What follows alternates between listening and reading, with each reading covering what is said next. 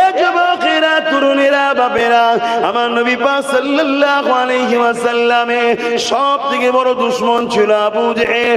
ওই আবু জেহেল চেয়েছিল আমার নবীকে মিটিয়ে দেবার, কখনো সৈন্য পাঠিয়ে, পুলিশ পাঠিয়ে আমার নবী পাককে শহীদ করে দিতে চেয়েছিল, কিন্তু সে পারেনি। অনেক চেষ্টা করেছে, পারেনি। লাস্টে একটা জাদুকরকে ডেকে এনেছে, যে জাদুকরটা হলো তৎকালীন সময়েতে সব থেকে বড় জাদুকর হাবিব ইয়ামানি তার নাম। ইয়ামানে তার বাড়ি ছিল। এমন করে আমার রাসূলুল্লাহকে পরাজিত করবে, জাদু করে হারিয়ে দেবে, এই আশা করে আমার নবী পাকের কাছে আবু জেহেল জাদুকরকে নিয়ে এসেছে। আর পূর্ণিমার চাঁদ, চৌদ্দই আকাশে চাঁদ উঠেছে, গোল চাঁদ উঠেছে। আল্লাহ নবী এমন করে আবু কুবাইস পাহাড়ে ধারে হাঁটাহাঁটি করতে লেগেছে। আবু জেহেল ওই জাদুকরকে নিয়ে আল্লাহ নবীর কাছে চলে আসলো। আল্লাহ নবীকে বলতে লাগলো, হে মুহাম্মদ, হে হাবিব ইয়ামানি, এ আপনার সঙ্গে কিছু কথা বলতে চায়। আল্লাহ নবী বললেন, কি কথা বলতে চাও? ওই হাবিব ইয়ামানি বলল, আপনি যে নবী দাবি করেছেন, রাসূল দাবি করেছেন, আখেরি মেসেঞ্জার দাবি করেছে, প্রফেট দাবি করেছে, আল্লাহর পক্ষ থেকে যে আপনি এসেছে, এর কিছু নমুনা আমাকে দেখান। তবে নমুনাটা জমিনে দেখালে হবে না, আসমানে দেখাতে হবে। কেন? জাদুকররা জানে জাদু জমিনের উপরে হয়, আসমানের উপরে চলে না। আল্লাহ পাক আমাদেরকে যে ডিউটি দিয়েছে, ওই ডিউটি যদি আমরা পালন না করি, আল্লাহ পাকের দয়া তো আমাদের উপর থেকে উঠে যাবে, আল্লাহর সাহায্য তো আমাদের উপর থেকে উঠে যাবে। এক শ্রেণীর মানুষ, তারা মুখেও অবিশ্বাস করে, দিল থেকেও অবিশ্বাস করে, কিন্তু আমরা মুখে বলি ইসলামকে মানি, হাকিকাত ইসলামের কাজগুলোকে পালন করি না। এই জন্যে আল্লাহ আমাদের উপরে নারাজ হয়ে গেছে। যদি আমরা আল্লাহ পাকের আযাব থেকে নাজাত পেতে চাই, আমাদেরকে ন্যায়ের পক্ষে ফিরে আসতে হবে, অন্যায়ের বিরুদ্ধে লড়তে হবে।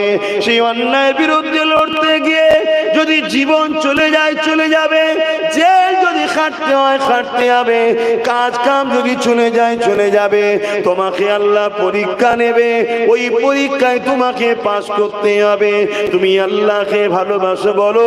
আর আল্লাহ যখন কোন বান্দার উপরে জুলুম অত্যাচার হয়, আল্লাহর কোন বান্দির উপরে অত্যাচার জুলুম যখন হয়, কেন তুমি আল্লাহর সেই বান্দা বান্দির সাথ দিলে না?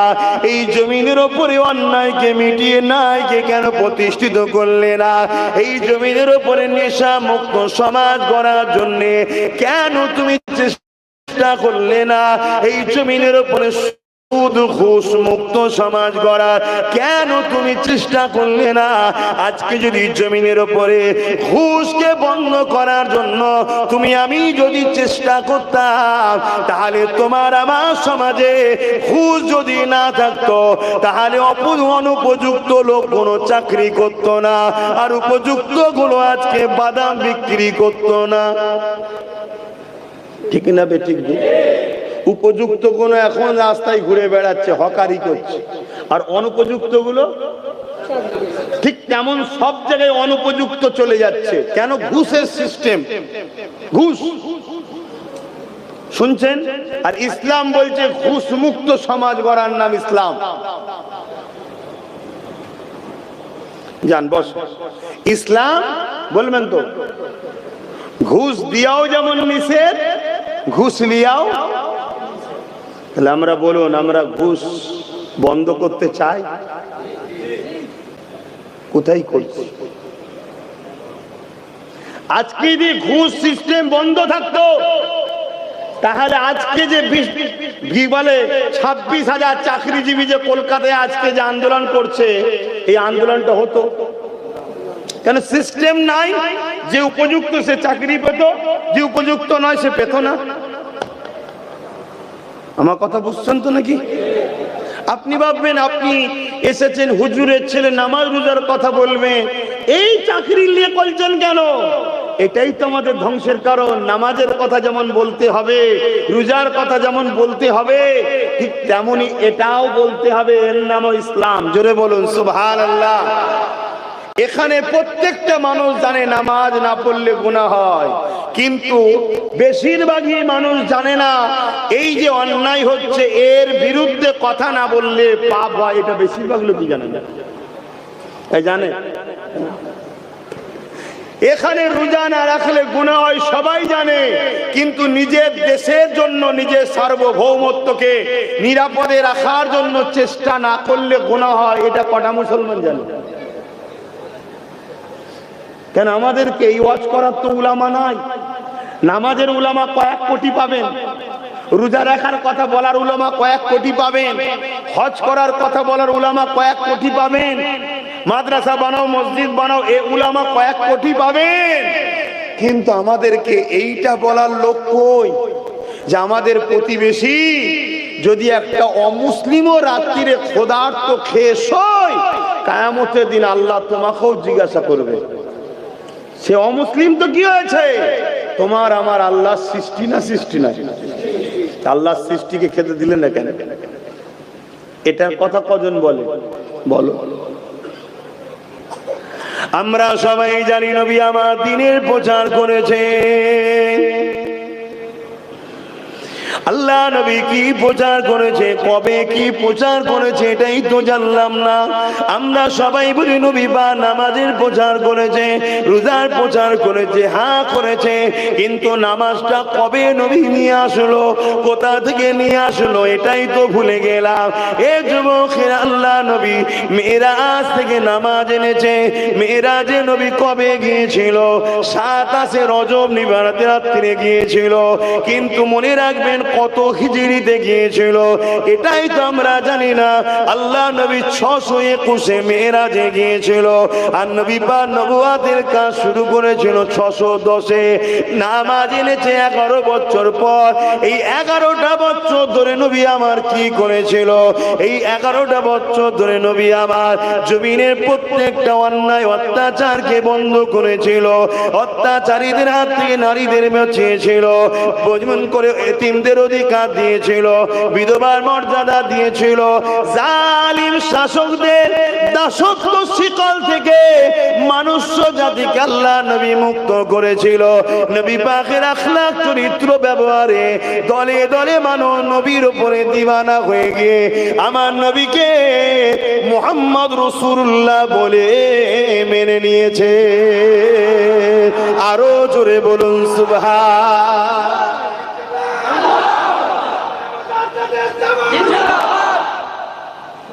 আর আজকে মুসলমান নাম সাইনবোর্ড, সাইনবোর্ডে মুসলমান অমুক মোল্লা, মুসলমান অমুক ইসলাম, মুসলমান অমুক।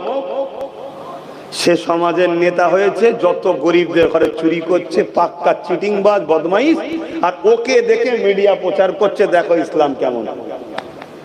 শুনছেন তো নাকি? আমার কথা কি কষ্ট হচ্ছে? ও ইসলাম নয়, ও ইসলামের দুশমন মুনাফিক। ও সেজেছে মুসলমানদের বদনাম করবে বলে। আজ কোথায় কিছু নয়, নরে তাকবীর আল্লাহু আকবার, মুসলমান সেজে নিরীহ মানুষদের উপরে হত্যা করছে, জুলুম করছে, AK-47 দিয়ে গুলি করছে। সমাজে করছে না, করে না? এগুলো সাজানো হয়েছে, এগুলো ইসলামের দুশমন রাষ্ট্রদের পরিকল্পিতভাবে ষড়যন্ত্র, যাতে করে এই গোটা 50 নকল মুসলমান দেখিয়ে ইসলামকে টিভিতে গাল দিয়া যায়, গোটা 10 নকল মুসলমান দেখিয়ে ইসলামের বিরুদ্ধে ঘন্টা খানেক প্রোগ্রাম করা যায়। শুনছেন তো নাকি? কেন হাজার হাজার বছর ধরে এরা, এদের পূর্বপুরুষরা সবাই মিলে চেষ্টা করেছে ইসলামের ভুলবার করার, কোরআনের ভুলবার করার, ইসলামকে মিটিয়ে দিবার। তারা মিটে গেছে। ইসলাম আজও পৃথিবীর বুকে সব থেকে দ্রুত নতুন করে মানুষ যে ধর্মে ঢুকছে সে ধর্মের নাম হলো ইসলাম। জোরে বলুন সুবহানাল্লাহ। আমেরিকা চেয়েছিল ইসলামকে মুছে দেবো, সুপার পাওয়ার। আজকের আমেরিকার থেকে সেদিনের আমেরিকার পাওয়ার আরো বেশি ছিল। এখন তো আমেরিকা আবার দুর্বলের দিকে যাচ্ছে। কেন? দাদাগিরি বেশি দিন চলে না, অন্যের হাতে চলে যায়। এখন যে আছে এই আমেরিকা এবার দুর্বলের দিকে যাচ্ছে। যখন ডাব্লিউ বুশ ছিল তখন আরো সুপার পাওয়ার ছিল। সেই ডাব্লিউ বুশ চেয়েছিল ইসলাম আমেরিকা থেকে মুছে দেবো। শুনছেন তো নাকি?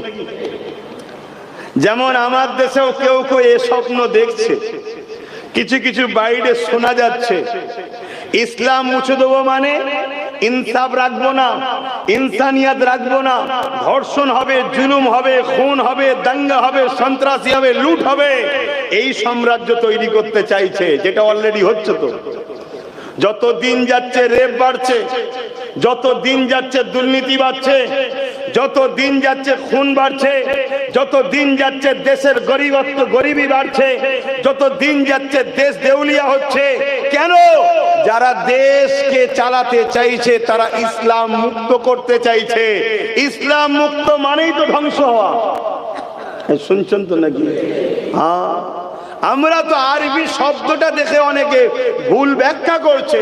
শব্দটা আরবি, বাংলা মানে কি? শান্তি, নিরাপদ, সভ্যতা, ইনসাফ, ইনসানিয়াত, সুসমাজ ব্যবস্থা, দুর্নীতি মুক্ত সমাজ ব্যবস্থা। শুনছেন তো নাকি?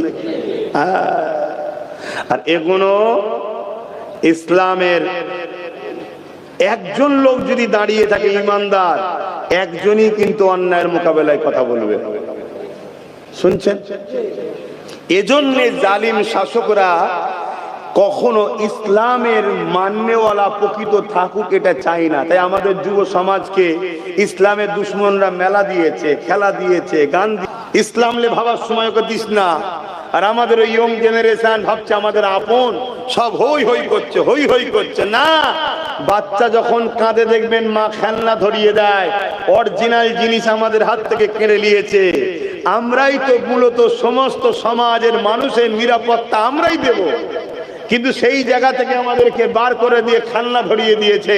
আর আমরা খেলনা নিয়ে হই হই করছি, আর পুরো সমাজকে সন্ত্রাসরা লুটে যাচ্ছে, আমাদের খেয়ালই নাই। আর আল্লাহ আমাদেরকে যে ডিউটি দিয়েছিল ওই ডিউটি না করার জন্য আল্লাহ আমাদেরকে এবারে সেই জালিমদের হাতেই মিটাচ্ছে। যাদের জন্য আমরা ভাইকে মেরেছি, মাথা ফেটিয়েছি, একে অপরের নামে কেস দিয়েছি, তাদের হাতেই আল্লাহ আমাদের মিটাচ্ছে। চাকরি নেই, শিক্ষা নেই, কারবার নেই, পদ নেই। অন্য অন্য রাজ্যে যদিও বা কাজ করছিল সেখান থেকে মেরে আবার তাড়াচ্ছে। হচ্ছে না? হয় না? আমার কথা ভুল হচ্ছে নাকি? একটু সরাসরি দেবেন, ভুল হলে বলবেন, আমি শিখতে শুনবো তাহলে আপনার থেকে। আর যদি মনে হয় যে না, তাহলে এখনো টাইম আছে, শুধরে যাও। শুধরে গিয়ে সেই নেতা নেতৃত্ব মানো, যা নেতৃত্ব আকাশে চাঁদ মেনেছে, যা নেতৃত্ব সূর্য মেনেছে, যা নেতৃত্ব কুল কায়নাতে সবাই মেনেছে, তিনি অন্য কেউ না, দোনজানের সুলতান আমিন আল্লাহ হযরতে প্রফেট মুহাম্মদ রাসূলুল্লাহ গণকে নিয়ে আল্লাহ নবীর কাছে চলে আসলো। আল্লাহ নবীকে বলতে লাগলো, হে মুহাম্মদ, হে হাবিবি আমানি, হে আপনার সঙ্গে কিছু কথা বলতে চাই।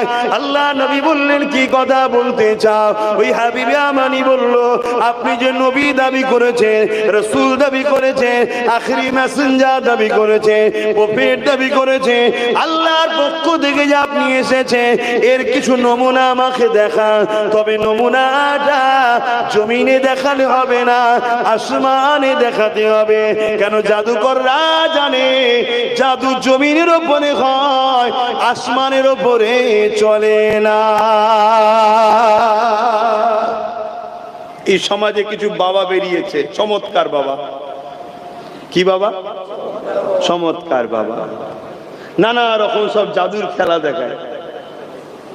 শুনছেন? এই সব চমৎকার খেলা দেখে আমার সমাজের প্রচুর মানুষ তাদের কাছে যে তাদের গোলাম হয়ে যাচ্ছে। কিন্তু যারা প্রকৃত মুহাম্মদ রাসূলের গোলাম, তাদেরকে কি গোলাম বানাতে পারবে? তাহলে এই বাবারা ইসলামের দুশমন হবে না? হবে না? এই কোচি, তুমি কি করছো? তুমি পড়াশোনা করো না? ওই তোমার পিছনে টুপি, পড়াশোনা করো, তোমার হাতে অত বড় ফোন কেন? তোমার ছেলে ওটা, তো তুমি তোমার চিনা শোনা লোক, তোমার ছেলের হাতে ফোন কেন? সব জায়গায় ওয়াজ করি যে ফোন দেবে না, ফোন না দিলে একদিন কাঁদবে, দুদিন কাঁদবে, 1 ঘন্টা 2 ঘন্টা পরে ঠান্ডা হয়ে যাবে, আর ফোন দিলে সারা জীবন কাঁদতে হবে। এখন তোর পড়াশোনার জীবন। ছেলেগুলোকে এইভাবে নিজেরা বাপেরা ধ্বংস করো না, বাচ্চা কোনো লাইফকে বাপ মা এইভাবে নিজেরা ধ্বংস করো না। কি কম্পিটিশনের সময় চলছে দেখতে পাচ্ছ না? তোমরা বাচ্চাদের হাতে মোবাইল তুলে দিচ্ছ। তোমাদের উচিত বাচ্চাদের হাতে বই খাতা পেন তুলে দাও। তুমি কি করছো? মানে বসে বসে গালে হাত দিয়ে বদমাশি করতে এসছো। তোমাকেও আমি চিনি, ওই যে সাদা গেঞ্জির সামনে, হ্যাঁ দুষ্টুমি করবে না। ভালো করে এসেছো, ভালোবেসে বসে অশোন। শুনছেন তো ভাই কি কথা বলছিলাম? হ্যাঁ, জাদুকরও জানে জাদু জমিনে চলে, আসমানে চলে না।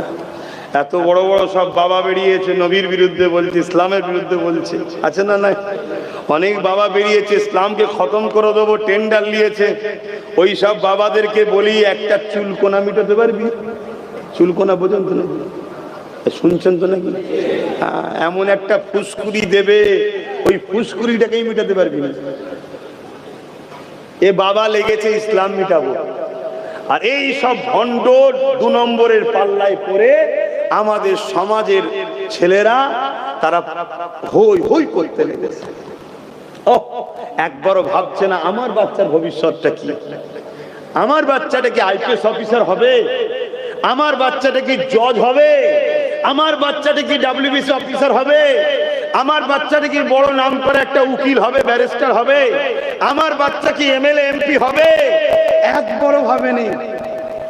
200 টাকা দাও আর হই হই করো, 200 টাকা দাও আর হই হই করো। আর তার সাথে রয়েছে ডেট এক্সপায়ার করা মদ খা। কোম্পানি এমনি ফেলে দিচ্ছে, নিয়ে চলে আয়, দে, খা আর হই হই করছে। আহা, এই যুব সমাজকে দেখে বড় দুঃখ লাগছে, যেদেরকে বুঝাবার কেউ নেই। আর এদেরকে কেউ বুঝাতে চাইলে এরা বুঝতেও চাইছে না। হাই হাই হাই, কারো যদি ভালো না চাও, নিজের তো কমসে কম লোক ভালো চাই নাকি? কিন্তু এদেরকে দেখে আফসোস হচ্ছে, না নিজেদের ভালোটা চাইছে না। নিজের তো একটা ভালো চাই মানুষ। তা হাবিবে আমানি আমার রাসূল পাক সাল্লাল্লাহু আলাইহি সাল্লামকে জিজ্ঞাসা করছে যে আসমানে কিছু করে দেখাও। এই শুনছো যুবকরা, আল্লাহ তোমাকে কোন নবীর উম্মত করেছে? আল্লাহ তোমাকে বলেছে মুহাম্মদ রাসূলের নেতৃত্ব মানো, আর তুমি মুহাম্মদ রাসূল ছেড়ে দিয়ে গেঁজাখোর, মাতাল, বদমাইশ, চোর, লম্পটের নেতৃত্ব মানছো। তো তোমার উপরে খোদার মার হবে না তো কার উপরে হবে? তুমি কে? তুমি নিজেকে ভুলে গেলে? তুমি নিজেকে চিনতে পারছো না? তুমি কার পিছনে ঘুরছো? সামান্য একটু ভিক্ষার জন্য এই ভিখারিটা তুমি হলে কেন? বল, এই ভিখারিটা হলে কেন? আজকে যাদেরকে আমরা দেখছি পৃথিবী বিখ্যাত বিখ্যাত ধনী, তাদের লাইফ স্টাইল কখনো পরে দেখেছো? তারা জন্মগত ধনী কেউ হয়ে জন্মায়নি, সব গরিবই ছিল। কেউ বোম্বাই 500 টাকা দিয়ে বাদাম বিক্রি করত, আজকে সে পুরো বোম্বাইকে কিনার তার পয়সা আছে। তুমি গরিব হলে কেন? আল্লাহ তোমাকে বলেছে না চেষ্টা করো? তুমি চেষ্টা করেছো? চেষ্টার জন্য কখনো ভেবেছো তোমার চেষ্টার রাস্তা কোথায়? তোমার চেষ্টার রাস্তা হলো যে মুহাম্মদ সাল্লাল্লাহু আলাইহি ওয়াসাল্লাম সবথেকে গরিব, সবথেকে পিছিয়ে পড়া, সবথেকে অসহায়, সবথেকে বিমার, সবথেকে পিছিয়ে পড়া মদিনা শরীফকে পৃথিবীর সবথেকে শ্রেষ্ঠ টপে আজকের দিন পর্যন্ত পৌঁছে দিয়েছে। সেই নবীকে তোমার ফলো করে বিজনেস, অর্থনীতি নিয়ে তোমার ভাবা দরকার ছিল। জোরে বলুন সুবহানাল্লাহ। কখনো তুমি তোমার নবীর অর্থনীতি নিয়ে পড়েছো? বলো। আর আমরা যদি তোমার নবীর অর্থনীতি বুঝাতে চাই, তোমাদের তো সময় নাই যে হুজুরকে ডেকেছি, হুজুর নামাজের কথা বলবে, সেই ঘুরিয়ে ফিরে একটাই কথা, এই নামাজ পড়তে হয়, জানো না? জানো না? কিন্তু নামাজ পড়েও কবুল হচ্ছে না 90% লোকের। শুনছো? 90%। আজকের তারিখে বলছি কালকে তো 100%ই কবুল হবে না। এই দিওয়ানি হুজুরটা আবার কি বলছে, আমি কে বলার বাপ, মুখ তো আমার, কথা আমার তো নয়, শরিয়ত কি আমার বাপের নাকি আমার কথা চলবে? শরিয়ত তো আমিনার লালের। আল্লাহ নবী বলেছেন আখেরি জামানায় মসজিদ ভর্তি লোক থাকবে, একটা লোক ইমানদার থাকবে না। নামাজ হওয়া তো দূরের কথা, একটা লোক ইমানদার থাকবে না। শুনছেন? আমি অনেক চিন্তা করে দেখেছি যে কেন কেন আল্লাহ নবী বললেন অন্যায় দেখলে হাত দিয়ে রাখো। মন দিয়ে শুনবেন, অন্যায় দেখলে হাত দিয়ে রাখো। যদি হাতে ক্ষমতা না থাকে, অন্যায় দেখলে মুখ দিয়ে প্রতিবাদ করো। যদি প্রতিবাদ করার ক্ষমতা না থাকে, অন্যায়কে ঘৃণা করে দূরে সরে যাও। এই তিনটের মধ্যে কোনোটা যদি না থাকে, আল্লাহ নবী বলছেন তার মধ্যে ঈমান নাই। শুনছেন? আজ লাখো কোটি মুসলমান অন্যায় দেখছে, হাত দিয়ে রোখে নে, অন্যায় দেখছে মুখ দিয়ে প্রতিবাদও করে নে, অন্যায় দেখছে দিল থেকে ঘৃণা করে নে। উপরন্তু অন্যায়কারীদের সঙ্গে সামান্য এক কাপ চায়ের বিনিময়ে তাদের হ্যাঁ হ্যাঁ বলতে লেগেছে, তাদের গা মিলিয়ে চলতে লেগেছে। নবী পাকের হাদিস হলো অন্যায় দেখলে হাত দিয়ে রোখো। যদি হাত দিয়ে রুখতে না পারো, মুখ দিয়ে প্রতিবাদ করো। যদি মুখ দিয়ে প্রতিবাদ না করতে পারো, ঘৃণা করে সরে যাও। আজ আমরা কি দেখলাম এই সমাজের মধ্যে, যারা আমাদের বেটিদের ইজ্জতকে লোটে, আর যারা ইজ্জত লোটে ওই আসামিদেরকে বাঁচাবার জন্য, যারা এমন করে জামিনদার হয়ে দাঁড়িয়ে যায়, ঢাল হয়ে দাঁড়িয়ে যায়, আমরা ওই অসহায় বেটির পক্ষে না দাঁড়িয়ে ওই জালিম অত্যাচারীদের পক্ষপাতিত্ব আমরা নিই। এই অন্যায়ের বিরোধী না করে, এই অন্যায়কে মিটাবার স্বপ্ন না দেখে, এই অন্যায়ের বিরুদ্ধে না বলে, এই অন্যায়কে ঘৃণা করে না থেকে, এই অন্যায় যারা করেছে তাদেরকে যারা বাঁচাতে চায়, সেই জালিমদের সঙ্গে আমরা মিশে থাকি না থাকি না। শুনছেন? ভুল হতে পারে মানুষের, যদি আমরা ধরিয়ে না দিই আপনি তো ধ্বংস হয়ে যাবেন। আমি ওয়াজ করব না আওয়াজ করব, কোনটা? ওয়াজ করব না আওয়াজ করব, কোনটা? হ্যাঁ, ওয়াজ আলাদা জিনিস, আওয়াজ আলাদা জিনিস। আপনারা ওয়াজ শুনছেন না আওয়াজ শুনছেন?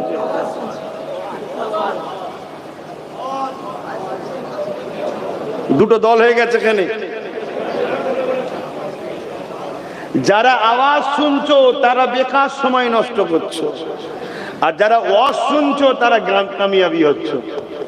কেন? নবী ওয়াজ করেছিলেন, আবু জেহেল আওয়াজটা শুনেছিল, খুব সুন্দর আওয়াজ, কিন্তু আবু বকর সিদ্দিক আওয়াজের পাশাপাশি হুজুরের কথাটা, ওয়াজটা নসিহত, ওয়াজ মানে ভালো কথার উপদেশ দেওয়া, ওইটাকে শুনেছিল, তাই সিদ্দিক আবু বকর হয়ে গেল। জোরে বলুন সুবহানাল্লাহ। এখন তোমরা কোনটা চাইছো, যে হুজুর ওয়াজ করুক না আওয়াজ করুক? যদি ওয়াজ করি তাহলে হক কথা বলতে লাগবে।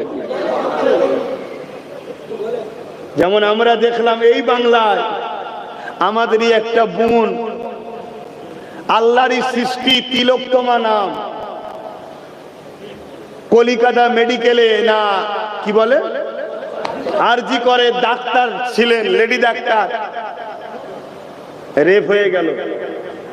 সেই রেপিস্টদেরকে বাঁচাবার জন্য যারা উকিল ফিট করেছে, আমরা আজকে লাখো মুসলমান সেই জালিমদের সাথে আছি না নাই? আল্লাহ নবী বলছেন অন্যায়ের সাথে যে থাকে তার ঈমান থাকে না। এই শুনছেন বাপ? তাহলে ওয়াজ করব তো? হ্যাঁ। পাপ দুই ধরনের হয়, মন দিয়ে শুনবেন। একটা নিজের ক্ষতি, আর একটা ইনসাফ ইনসানিয়াত ধর্মের ক্ষতি। নিজের ক্ষতি যে করে সে যদি তওবা করে নেয় আল্লাহ মাফ করে দেবেন। জোরে বলুন সুবহানাল্লাহ। কিন্তু কেউ যদি মানবতার, সভ্যতার, ইনসাফ ইনসানিয়াত যেটাকে ইসলাম বলে, এর যদি কেউ ক্ষতি করে তার মাফ নাই। আল্লাহ নবী যে বললেন মসজিদ ভর্তি লোক থাকবে, একটা ইমানদার থাকবে না। এর কারণটা কি হতে পারে? এ যুবকেরা, তরুণেরা, বাপেরা, তারা হয়তো অন্যায় করেনি, নামাজ পড়ে, তারা হয়তো অন্যায় করে না, রোজা রাখে, তারা হয়তো অন্যায় করে না, দান খায়রাত করে, কিন্তু তাদেরই ভুলের কারণে এই সমাজে আবু জেহেল মাথায় উঠে যায়, তাদেরই ভুলের কারণে এই সমাজের এজিদ মাথায় উঠে যায়, তাদেরই ভুলের কারণে এই সমাজের উদবারা মাথায় উঠে যায়। আর তারা মাথায় উঠে গিয়ে ক্ষমতার জোরে ওয়াকাফ কালা কানুন তৈরি করে মসজিদকে মিটিয়ে দিতে চাইছে, মাদ্রাসাকে মিটিয়ে দিতে চাইছে, দ্বীন ইসলামের ঐতিহ্যকে মিটিয়ে দিতে চাইছে। ভেবে দেখুন, যারা মসজিদকে মিটায় আর মিটাবারকারীদেরকে যদি সহযোগিতা করি, তাহলে আমাদের ঈমানটা থাকে কেমন করে? মাদ্রাসাকে যারা মিটাতে চায় তাদেরকে যদি আমরা সহযোগিতা করি, তাহলে আমাদের ঈমানটা থাকে কি করে? এ যুবকেরা, তরুণীরা, বাপেরা, এই মনে রাখবে, নিজের মধ্যে একটু দেখুন। আমি ডাইরেক্ট যদি ভুল নাও করি, ইনডাইরেক্ট যারা ভুল করছে তাদেরকেই তো আমি শক্তিশালী করেছি, তাদেরকে ভুল করার পাওয়ার তো আমি দিয়েছি। এই আল্লাহ নবী জানিয়ে দিলেন, অন্যায় দেখলে হাত দিয়ে রাখো, যদি হাতে ক্ষমতা না থাকে মুখ দিয়ে প্রতিবাদ করো, যদি মুখে ক্ষমতা না থাকে অন্তরে ঘৃণা করে দূরে সরে যাও। যদি তিনটের মধ্যে কোনোটা তোমার মধ্যে না থাকে, অর্থাৎ অন্যায় রয়েছে, হাত দিয়ে রুখতে পারো না, দ্বিতীয় নম্বর মুখ দিয়ে প্রতিবাদ করো কিন্তু মুখেও প্রতিবাদ করতে পারো না, তিন নম্বর হলো অন্তরে ঘৃণা করো, ঘৃণাও করতে পারলে না, উপরন্তু অন্যায়ের পক্ষে দাঁড়িয়ে গেলে, মনে রাখবে আল্লাহ নবী জানিয়ে দিল তার মধ্যে ঈমান নাই। এটা আমার আব্বার কথা নয়, রাসূলুল্লাহর কথা। হতে পারে সে দাড়িওয়ালা, টুপিওয়ালা, নামাজি, রোজাদার, সে বেঈমান, বেঈমানের কোনো ভালো কাজ আল্লাহ পাক নেবেন না। তাই দুনিয়ার জমিনে আমরা মার খাচ্ছি, মুসলমান দেখছি, হাকিকাতে কটা ইমানদার মুসলমান মার খাচ্ছে আর কটা মুনাফিক মার খাচ্ছে, এটাও তো বোঝা বড় মুশকিল। তাহলে ওয়াজ করি? হ্যাঁ, ওয়াজ করছি আমি, মনে রাখবেন। হ্যাঁ, এখনো সময় আছে।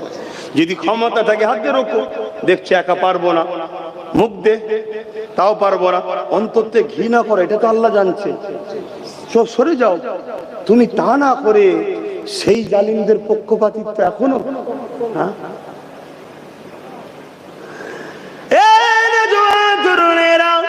আল্লাহ নবী অনেক কষ্ট করে এই পৃথিবী থেকে জুলুমকে বন্ধ করেছে। আল্লাহ নবী অনেক কষ্ট করে এই পৃথিবী নারীদের ঘরে জালিম অত্যাচারী নরখাদু মানুষের হাত থেকে বাঁচিয়েছে। আল্লাহ নবী অনেক কষ্ট করে এই পৃথিবী নারীদের অধিকার দিয়েছে। আল্লাহ নবী অনেক কষ্ট করে এতিম বিধবাদের মর্যাদার ব্যবস্থা করেছে। আল্লাহ নবী অনেক কষ্ট করে এই পৃথিবী জমিনের মানুষগুলোকে এক আল্লাহ দাসত্ব করা শিখিয়েছে।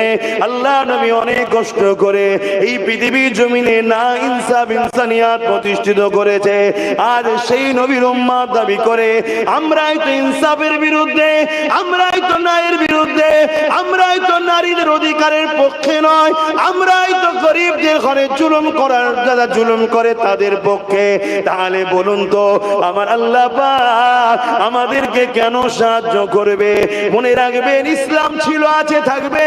ইসলামকে কোন মা এমন সন্তান জন্ম দিতে পারেনি ইসলামকে মিটিয়ে দিতে পারে, কেননা ইতিহাস বলতে লেগেছে আর যারা ইসলামকে মিটাতে লেগেছে এদের থেকে বড় বড় তাগুতি শক্তি যারা ছিল তারাও ইসলামকে মিটাতে চেয়েছে। আল্লাহ তাদের সঙ্গে দুই ধরনের ব্যবহার করেছে, হয় তাদেরকে মিটিয়ে দিয়েছে, না হয় তাদেরকেই আল্লাহ ইসলামের খাদেম বানিয়ে দিয়েছে। পৃথিবীর রাজা ছিল নমরুদ, ইসলামকে মিটাতে চেয়েছিল।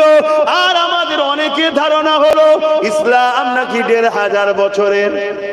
এটা আবার একটা ভুল ধারণা আমাদের মধ্যে আছে, ইসলাম ১৫০০ বছরের। না রে, ইসলাম ১৫০০ বছরের না, ইসলাম তো বাপ আদম মা হাওয়া থেকে শুরু। জোরে বলুন সুবহানাল্লাহ। যেখানে পৃথিবীতে ৩টে মানুষ ছিল না, দুজনেই ছিলেন ইসলামের অনুসারী, সেদিন থেকে ইসলাম। কিন্তু আজকে আমরা বড় দুঃখের সাথে বলতে হয়, টিভিতে একদল মানুষ ডিবেটে বসে, বসে পাগলা কুকুরের মতো কি যে বকে আল্লাহ ভালো জানে, আর ও কুকুরই ভালো জানে, আমি কি করে বলি বলেন না। দিন রাত বকে যাচ্ছে, 1,500 করে যাচ্ছে। আরে মাথা মুটা পাগল, জানিস না যে জিনিস ভালো তাহলে জান। 1,500 বছর আগে ইসলামের শেষ মেসেজ দাতা এসেছে, শেষ রসুল এসেছে, শেষ প্রফেট এসেছে। এর আগে আরো 1,72,24,000 নবী রসুল এসেছে। জোরে বলুন সুবহানাল্লাহ। এবং যিনি শেষ এসেছেন তিনি আবার সবার আগে সমস্ত প্রফেটদেরও তিনি নেতা। জোরে বলুন সুবহানাল্লাহ। কেন ভিআইপি তো শেষেই আছে নাকি গো? একটু কথা বলছেন না আপনারা? ভিআইপি তো শেষে আছে, সবাই এসে চেকিং করে বক্তব্য দিয়ে ভিআইপি সম্বন্ধে প্রচার করে। যিনি আসছেন ওনার এত পাওয়ার, এত এই ক্যাটাগরি, এই দাম। কি হয় না? আমরা সমাজে দেখি কিছু চোর নেতা আছে, সমাজে দেখেছেন তো নাকি? তার আগে ছোট ছোট চোরগুলো উঠে বলে আমার নেতা এই করেছে, আমার নেত্রী এই করেছে, আমার নেতা এই করেছে, আমার নেত্রী এই করেছে, প্রচার করে না? খুব তবলা ভাজায়। লাস্টে বড় চোর লাস্টে শেষে এসে সব করে দেবো, সব 2 নম্বর চিটিংবাজ। শুনছেন তো নাকি? আর মিথ্যাকে যেমন বলাও হারাম, মৃত্যুকে সাপোর্ট করাও ইসলামে হারাম। কথা শুনছেন তো নাকি? আচ্ছা, এই কথাটা সমস্ত উলামাদেরই বলার দরকার তো, হ্যাঁ? তাহলে আরো জিনিসটা ভালো হয় না? আমরা হাতে গোনা কয়েকজন শুধু বলি, হাতে গোনা, আমি একা বলি না, আরো অনেকে বলে। কিন্তু সেটার থেকে যদি আরো সবাই মিলে উলামারা বলে, মসজিদের ইমাম থেকে শুরু করে সবাই যদি বলে, তাহলে সমাজের মুসলিম যুব সমাজ তাহলে কিন্তু পরিবর্তন হওয়ার আরো সহজ রাস্তা হবে। তাই তো নাকি গো? হ্যাঁ, যুবকদের স্বার্থে সবাইকে হক কথা বলতে হবে। না, আমাদের নতুন প্রজন্ম খারাপের দিকে চলে যাচ্ছে, আমাদের নতুন প্রজন্ম ধোঁকায় পড়ে যাচ্ছে, আমাদের নতুন প্রজন্ম আশায় মরেছে চাষা। এটা প্রবাদ বাক্য আছে না? আমাদের যুব সমাজ আশা করে শেষ হয়ে যাচ্ছে। তো যাই হোক, তা কিন্তু আমার মহান সৃষ্টিকর্তা রব্বুল আলামিন তিনি দোনো জাহানের সুলতানকে পাঠাচ্ছেন, যিনি শত শেষে আসছেন, সুপার পাওয়ার, সর্বদিক দিয়ে সব থেকে উত্তম আখলাক ও চরিত্রওয়ালা। কোরআন জিনার সম্বন্ধে বলছেন ইন্নাকা লাআলা খুলুকিন আযীম, সব থেকে উত্তম চরিত্রওয়ালা হলো মুহাম্মদ রাসূল। জোরে বলুন সুবহানাল্লাহ। আমার হাবিবি আমানির কথা মনে আছে তো নাকি? আমরা মনে রাখবেন, কিন্তু একটু অন্যদিকে এসছি, এখান থেকে যাই ফিরে ওখানে যাচ্ছি। তাহলে আমি কোন কথা বলতে গেলাম? ইসলাম নাকি 1,500 বছরের, বলে তো নাকি? না, ইসলাম হলো বাপ আদম মা হাওয়া থেকে। বাকি বাপ কোন ধর্ম কত বছরের ওলি আমি কোনো তর্কেও যাব না, আর আমার জানারও কোনো ইন্টারেস্টও আপনাদের আছে নাকি? আমাদের কিসের ইন্টারেস্ট আছে? যার যেটা পছন্দ সে খোঁজ করুক না, আমার কি ইন্টারেস্ট আছে? তবে হ্যাঁ, কেউ আমার ধর্ম সম্বন্ধে মিথ্যা বলুক, এটা আমি পছন্দ করি না। তুমি তোমারটা নিয়ে চালাও, তুমি যদি বলতে পারো বলো না, যে যখন তুমি যদি আরো কিছু বলতে পারো বলকে যাও, আমার দেখার দরকার নেই। কিন্তু পুরো পৃথিবীর যত আসমানি কিতাব আছে, কথা বুঝে আসছে, তওরাত থেকে শুরু করে ইনজিল জবুর থেকে শুরু করে বা বড় বড় যত কিতাব আছে, সব কিতাবেই আছে পৃথিবীর প্রথম মানুষ দুজন, একজনের নাম আদম আর একজনের নাম হাওয়া। তারা এক প্রভুর বিশ্বাসী ছিলেন, আর ইসলাম এক প্রভুর বিশ্বাসী। জোরে বলুন সুবহানাল্লাহ। ক্লিয়ার? আর এইটুকু শোনেন, বাপ আদম সর্বপ্রথম এসেছে আমার হিন্দুস্তানে। জোরে বলুন সুবহানাল্লাহ। তাহলে হিন্দুস্তানে ইসলাম কবে থেকে বুঝতে পারছেন তো? হ্যাঁ, আজ কিছু লোক সেই ইসলামকে মুছে দেবো। উদ্দেশ্য একটাই, এই সমাজের গরিব সমাজকে কৃতদাস দাসী বানাতে চায়। ইসলাম যতদিন থাকবে কৃতদাস দাসী প্রথা থাকতে পারে না। শুনছেন তো নাকি? কেন? কৃতদাস দাসী প্রথার বিরুদ্ধে আমাদের যুদ্ধ করা ফরজ, করতেই হবে যুদ্ধ। শুনছেন তো নাকি? মানুষ কখনো মানুষের দাস দাসী নয়।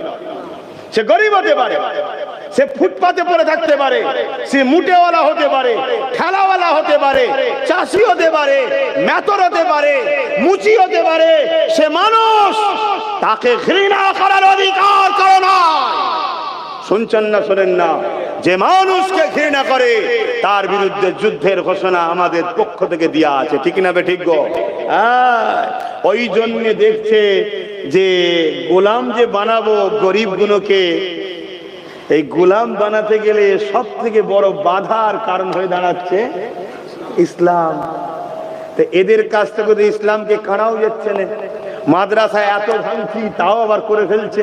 মাদ্রাসা যদিও রুকে দিচ্ছি, জলসার মাধ্যমে দিনের শিক্ষা দিয়ে দিচ্ছে, যদি একেও অন্ধ বল দিতে চাইছি আবার অনলাইনে দিনের আলোচনা হয়ে যাচ্ছে, কোনোভাবে তো পারা যাচ্ছে না। তা চলো ইসলামকেই রাখবো না। শুনছেন তো নাকি? এটা কি নতুন না আগে হয়েছে? হ্যাঁ, যারা চেয়েছে তাদের সঙ্গে আল্লাহ দুই ধরনের শাস্তি, দুই ধরনের ব্যবহার করেছে। নম্বর ওয়ান, হয় মিটিয়ে দিয়েছে, আর না হয় ইসলামের খাদেম বানিয়েছে, গোলামি করেছে। জোরে বলুন সুবহানাল্লাহ। আসুন একটু দেখা যাক নাকি। হ্যাঁ, এ যুবকেরা, দুজনের কথা বলছি। পৃথিবীর কেউ জানে না এমন লোক নাই।